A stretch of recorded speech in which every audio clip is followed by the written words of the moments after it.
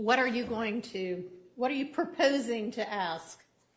I'm proposing to ask if she told Kayla Bumpus in the hallway that was the last time she was going to call her a hoe. It goes direct.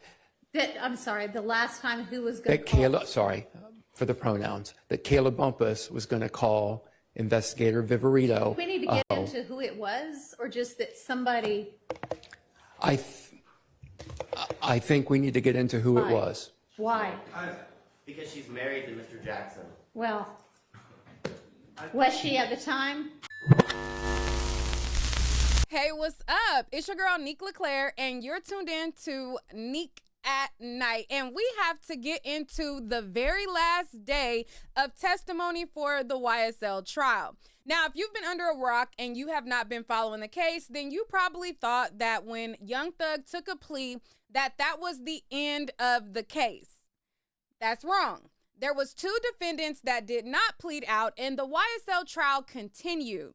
Now, there has been a lot of fireworks in this trial of shady Brady evidence being hidden from the defendants, ex parte meetings that should not have happened. And the bombshell that officially solidified this as a movie was when the prosecution confirmed that the attorney for the biggest snitch on the case is married to the defendant that the snitch was snitching on. Why? Because she's married to Mr. Jackson. Well, was she at the time?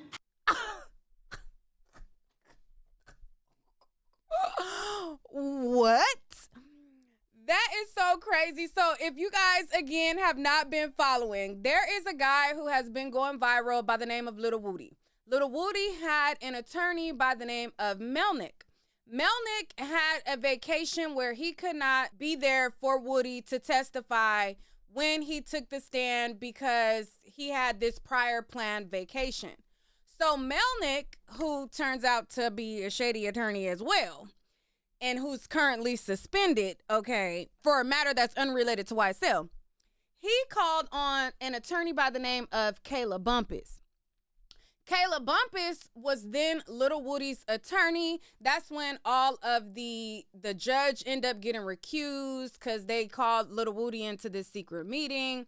Kayla was representing him, and Little Woody is part of the reason why this RICO is a RICO in the first place. He snitched on Young Thug. He snitched on Shannon Stillwell, which is the defendant that is married to the attorney that was representing the snitch.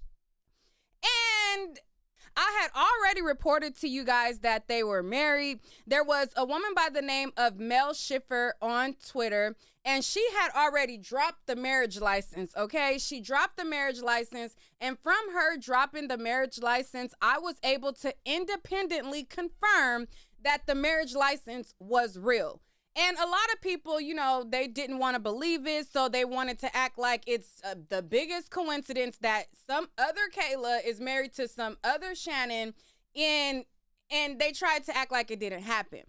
Then we got revealed with the extortion attempt or alleged extortion from one of the bloggers on the case. It has been a whole lot going on.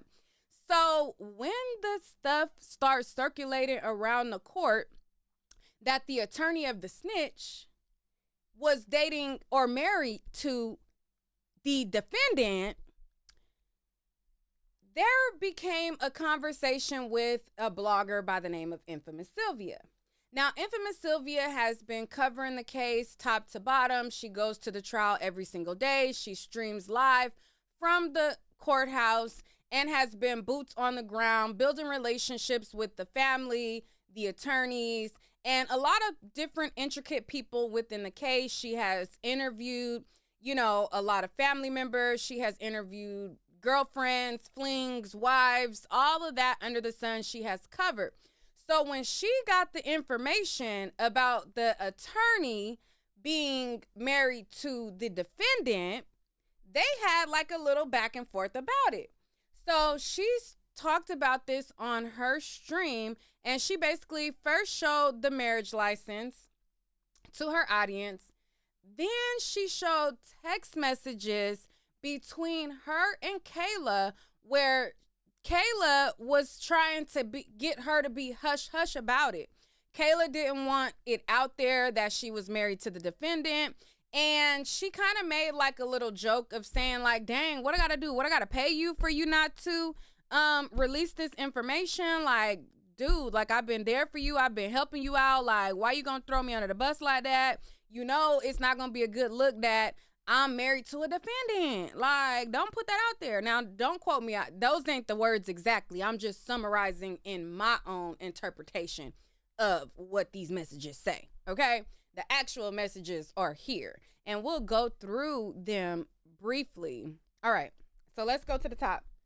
So it says, that's not out. I'm trying to keep it off YouTube and TikTok. Rough Riders don't count, B. Like, why is this news? Do I need to pay you not to discuss? So these messages right here in gray is the attorney, Kayla Bumpus, talking to the blogger that is there at the courthouse.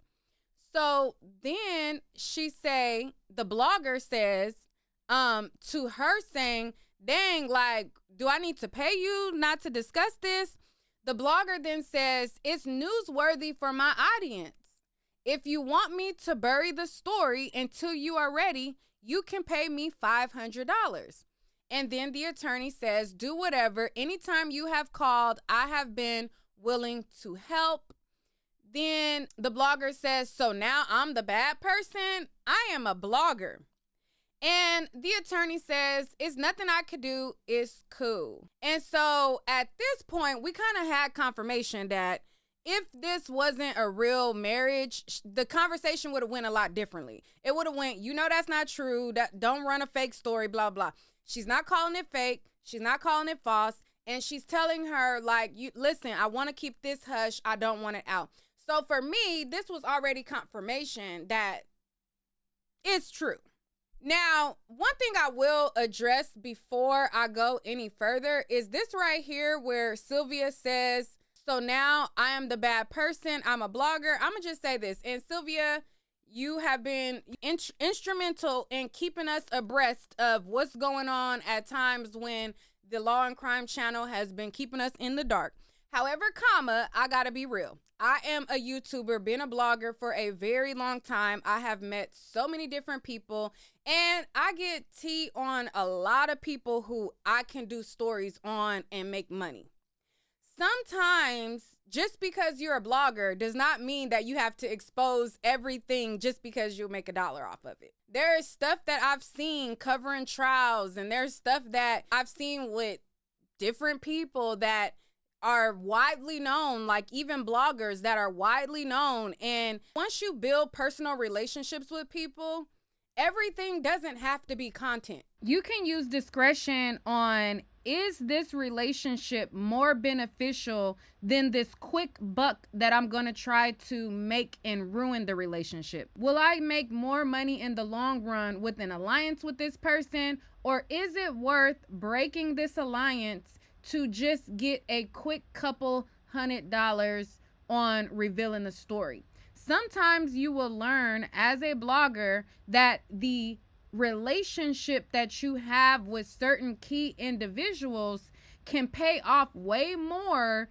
than the quick buck that you would have made off of trying to just run every story that comes across your desk and just trying to run after the quick buck. That's pretty much what I'm saying in a nutshell. So is Sylvia obligated to keep Kayla's secrets? Absolutely not. If she felt like it was worth it to expose it, and she felt like it was more valuable to break the relationship that she had with Kayla and expose the marriage, then she got to do what she got to do for her bottom line. But if it was possible that if she stayed cool with Kayla, and Kayla is married to Shannon, and Shannon then gets released, could she possibly get certain exclusive info or interviews or something that could be worth more? Possibly. But those are the options, and those are the things that you have to weigh out when being a blogger. But anyways, I'm getting off course. Let's get back to the tea. This marriage between Kayla and Shannon and the receipts that are presented and confirmed by the prosecution. So at this moment, it was pretty much confirmed for me that they were official. Now, a lot of her audience wanted to do mental gymnastics. They wanted to act as though the marriage wasn't real. Kayla would go on, she would go on live. She would dance around it. And each time Kayla would talk about it, she would sound more guilty than the last time that it's true. Not guilty as in, you know, it's wrong per se. I mean, morally, it just seems odd. But guilty in the sense of it seemingly was looking like it was true. Friday of last week, this was sent in to me by one of my night owls. And it was Kayla Bumpus basically showing a free Shannon video on her Instagram. All right. And on Saturday, you could see I basically responded and I'm like, damn, she want attention so bad. Because if you ain't going to confirm it, why add fuel to it? Oh, the attention. Right. So this was last week that one of the night owls has sent me this. I didn't make a video about it or make a extra post about it because as a blogger, everything that gets sent to me, I don't make videos on everything. Some stuff I just use it for when it's relevant and some stuff I just pay it and it is what it is. So then today, that's when we officially got confirmation that she is married to Shannon. It's just crazy. I'm going to talk to y'all a little bit more, but let me show y'all the moment when this bombshell got revealed in court. Now, it starts off with Shart having an issue with something that the state was trying to present, and the judge started going off on the state yet again. Now, in the midst of them the judge going off on the state, then we get into this marriage tea. So let's get into the judge ripping into the state and let it roll on into the marriage tea. Before the objection, I believe she was reading or she had read at March 14th, 2022 at 10:02 p.m., the location PJ V2 plus VR, Atlanta, Georgia. That is what my question entailed. And that was okay, the and objection. she read that? She Or read, is- okay. She read PJV2 plus VR, Atlanta, Georgia? I believe that. if Or the is that objection- when the objection came? That might have been when the objection came. Okay, and then what?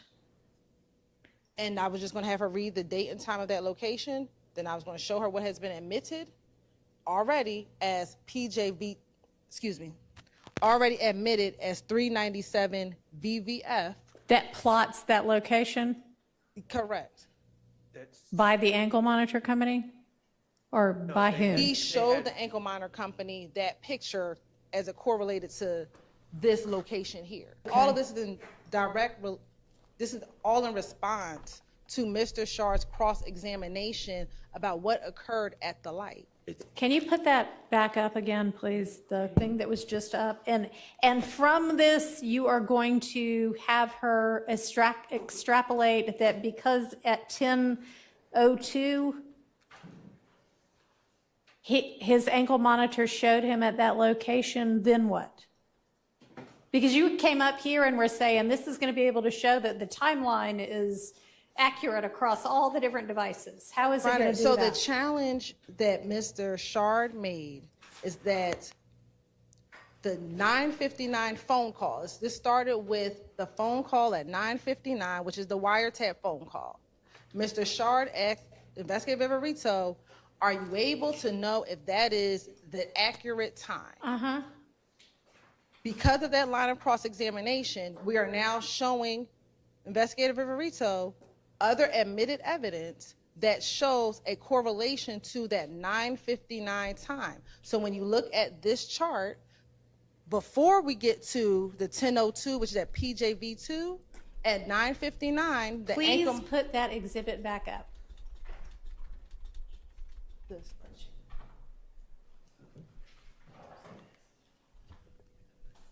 Or hand it to me. I'm happy to have a paper copy of it. So now we're talking about 9:59 and not 10:02. Your Honor, we're showing Mr. Shard started off at 9:59. Then, if you can recall, he went through the entirety of the surveillance video at the FedEx. Uh-huh. So that's after 9:59. So what we are showing is other evidence that He does not dispute that he was at the light he disputes at the same time as Mr. Drinks was. Your Honor, he disputes that Mr. Stillwell is the person who was shooting. He disputes that the call at 9:59 was a call to get on FaceTime to shoot Mr. Drinks. We believe the phone plot. I know you believe it. Do you have evidence to establish it? Our evidence is circumstantial evidence that he is at the gas station. Do we have direct evidence? No, Your No, Honor. do you have evidence that the 9:59 that you want is the same 9:59 on all of the different things that recorded time in video? That is why we're showing this, Your Honor, because we're trying to show circumstantially that all these times are How together. are you showing circumstantially that it lines up? Your Honor, because when we look at the ankle monitor information, he is at the 464 Windsor at 9:59. The call comes in at 9:59. The BP gas station surveillance video has 9:59. So we are showing that all of these things coexist. So the time could not just be off because all of the times are at approximately 9:59. That's if he got the call when he was still at the gas station. Your Honor, The fact that they all at some point say 9:59 doesn't establish anything if you don't have a video that shows him talking on the phone at 9:59 so that you can go, aha, see, the video lines up with the ankle monitor that says 464 Windsor Street. Otherwise, it's just what you want it to say, but it doesn't actually, even circumstantially, establish that. You can argue it, but you can't have a witness say, yep, this says 9:59, so that means but we that's didn't when ask her to say that, Your Honor. We never asked Investigator Viverito to say that. We asked her what time is she. You were telling me that's what you were No, leading up to having her say. No, it's not, Your Honor. What I said, I would never have her say, is he exactly on the phone at that time? Because he's in a tinted car, so we don't know.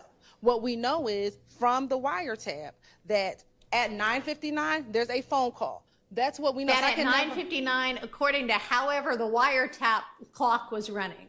Correct, Your Honor. Yes, So nobody disputes that. Your Honor, we've stopped talking about 9:59. Ms. Hilton, you came up here and said, I'm asking these questions so that I can establish that the timeline lines up for everything.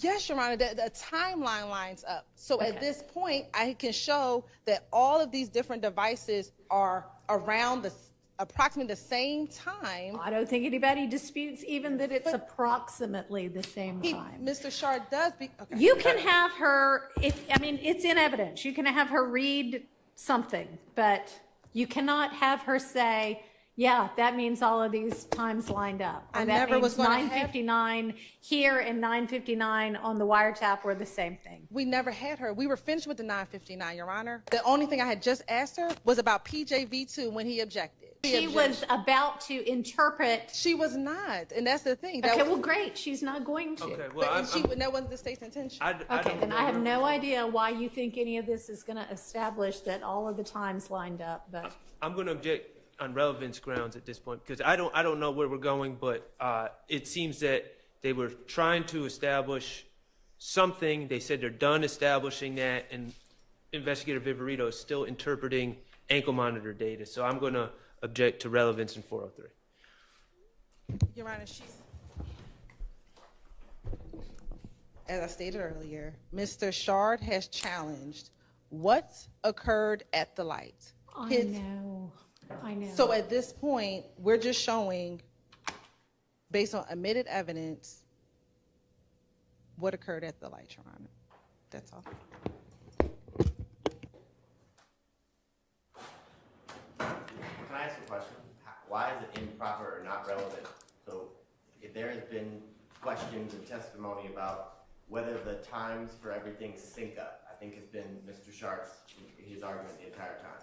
Well, in the screenshot that was admitted to Detective Hogan, and Okay, I didn't rule that it wasn't relevant. What we discussed up here at the bench was that it's not within the scope of redirect, which is when Ms. Hilton said, oh, yes, it is, because I'm going to be establishing that all of the times line up. But on cross, he disputed that the 959 from wiretap was anywhere close or could be related to the 959 anywhere else. Was established as being the same 959, and I have heard nothing that, maybe you could tell me how you can establish that. So at 9:59, when he makes the FaceTime or the call, he is at 464 Windsor Street. Okay, so then you go to your next step. No, that is, how do we know that he's at 464 Windsor Street? Says it. Because some other item of evidence says it, and we don't know that they're all running on the same clock. That's what we're trying to show you it is, because at 9:59, if everyone would just wait, and we'll get to the big ta-da. So at 9:59 on the wiretap thing, it says. Now we'll get to the big ta-da. Not him telling the judge, hold on, I'm about to get to my mic drop if you let me. 464 Windsor Street. On the ankle monitor, on a separate device, at 9:59, Mr. Jackson is at 464 Windsor Street. That correlates, they're the exact same place at the exact same time. At 10:02, it shows that he's at PJVR2, whatever. That's the intersection of I-20 and the light.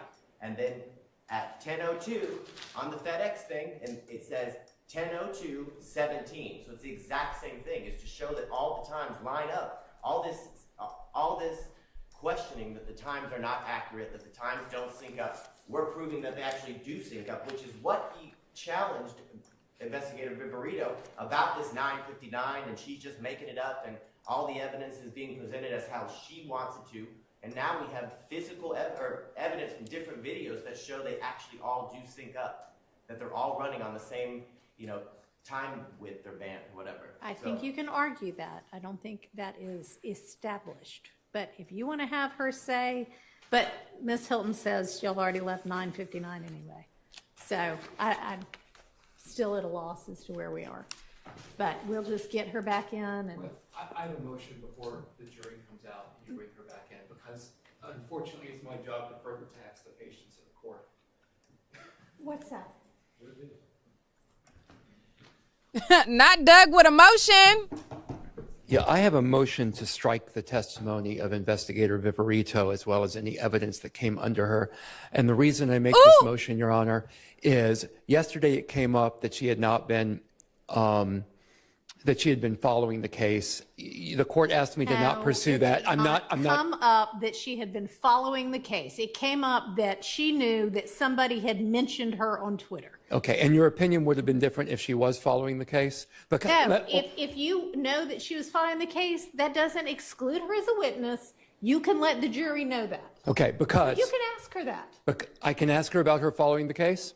Sure, and we'll see what she says. Okay. And if that's so, then it still doesn't exclude her testimony. It just lets the jury know, well, she may know some of this other stuff from listening to some other witness. Okay, because what I would like to get into, and we may as well bring it up now before the jury is here, is that she got into an altercation out in the hallway with Kayla Bumpus. Why is that relevant to the guilt or innocence of I'm these about to go there, Your Honor. Okay. Just let me finish a second. She got into it because she was watching Kayla Bumpus's YouTube feed about this case, and Kayla Bumpus apparently called her. Okay, you may get into whether she has been tracking this case. Mm-hmm. You may not get into whether she got into a dispute with somebody about their posts. It gets into her bias against these defendants, Your Honor. It goes directly to it.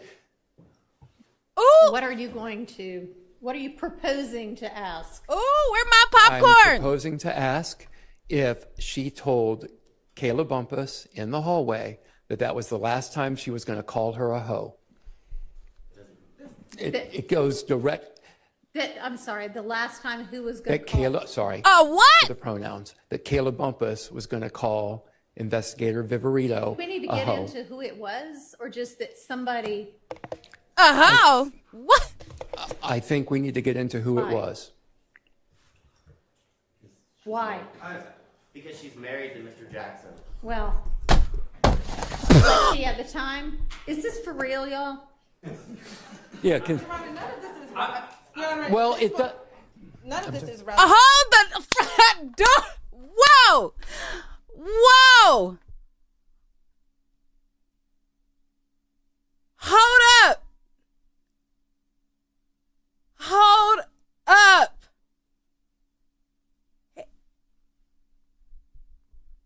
She married to the defendant, and we've been saying that.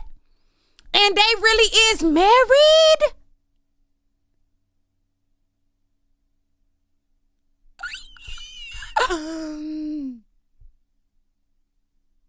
Wait a minute. I knew it. Like, clearly you can search the records. It's like, it's not that much coincidence in the world that a Kayla Bumpus and a Shannon Jackson get married and she live in Texas and It ain't that much coincidence in the world. But the way that this has just came out in court. What's up, T Pendle? And I've been quiet this whole time, but oh my God, the way that this just came out in court. Abate was like, mic drop, like, I'm just gonna drop the mic. He said, she married to the defendant. Oh my God. Hold on. Wait. We gotta go back. Into who it was, or just that somebody? I think we need to get into who it Why? was. Why? Because she's married to Mr. Jackson. Well, was she at the time? Is this for real, y'all? Yeah, well, it does. None of this is relevant. Whatever is happening between Ms. Bumpus, Mr. Jackson, has nothing to do with the guilt or innocence. Unfortunately, the bias of a witness, well, fortunately, or I strike that. It is not fortunate or unfortunate, except for the fact that it is dragging this case on even longer.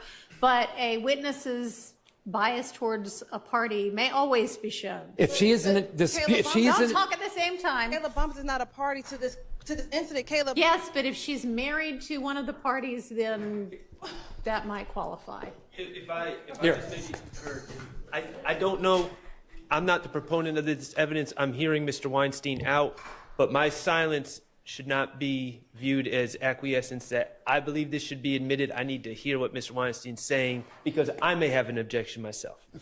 what I'm saying is that if there is a relationship between Miss Bumpus and the defendant, then Investigator Viverito's bias against that. Against being called a bad name?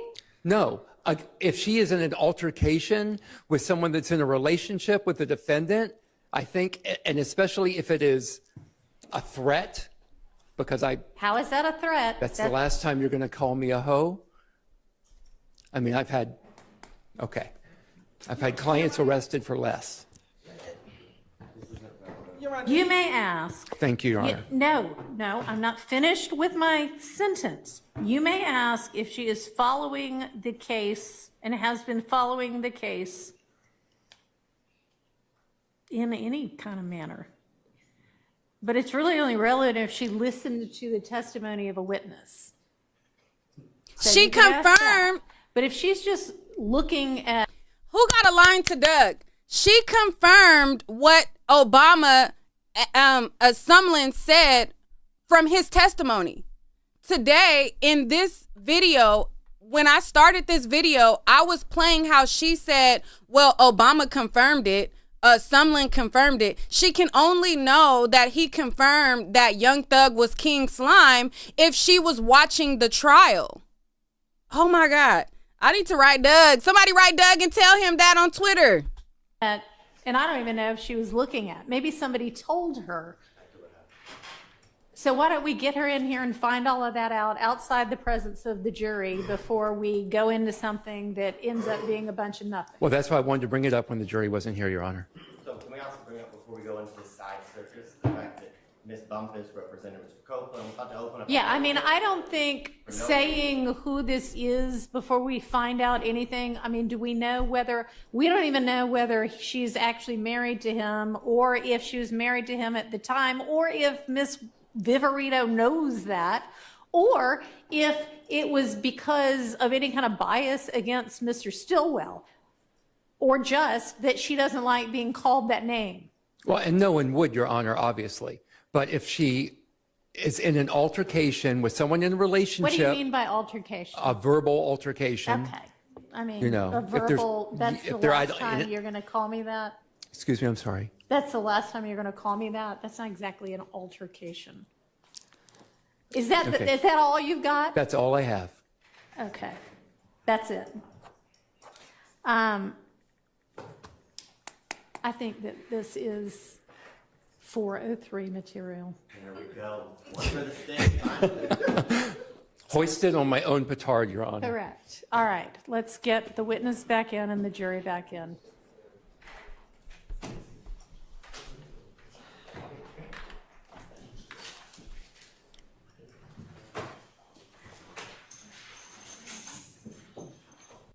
How about some fireworks? Oh my God. I mean, Kayla. I mean, listen, I'm a YouTuber and I'm not about to marry no nigga that's on trial for catching 2 bodies, and he facing 3 life sentences. And in Georgia, they don't even get conjugal visits in Georgia. So like, what did you get? Like, you gotta be desperate as to marry an inmate that not only is this inmate on trial for 2 bodies,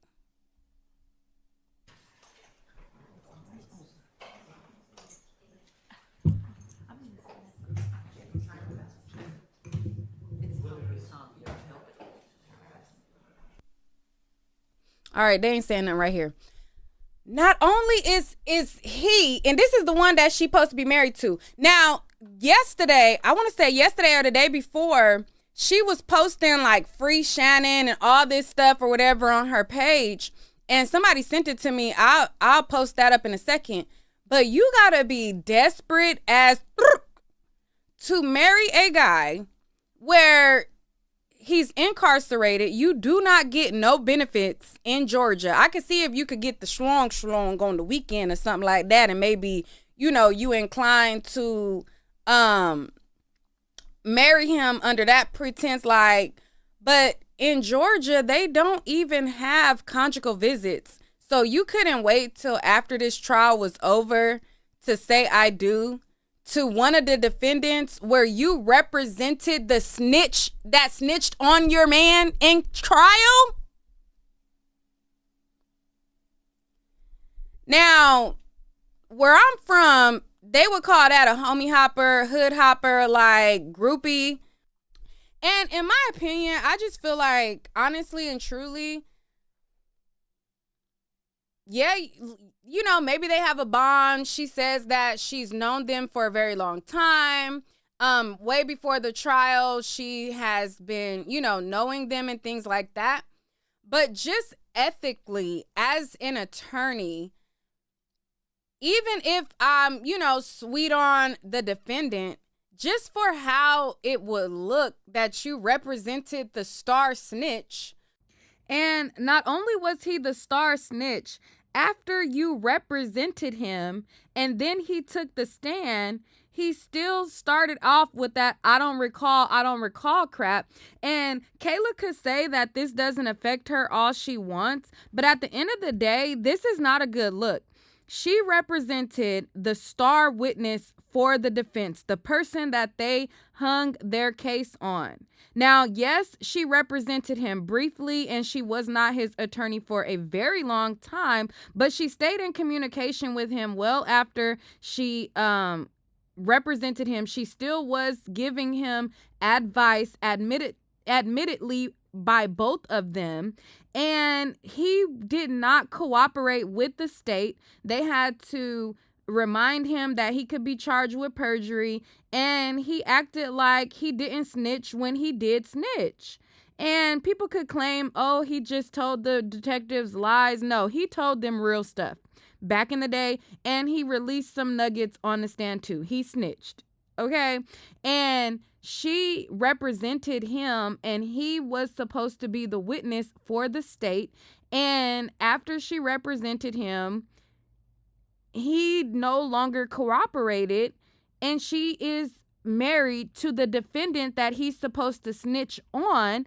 I don't care how people try to spin it, like she can't get in trouble for that, like ethically there won't be no blowback for that. But in the legal community, you cannot convince me that that will not reflect on her reputation in some sort of way, whether it's from the bar or otherwise. Like, please.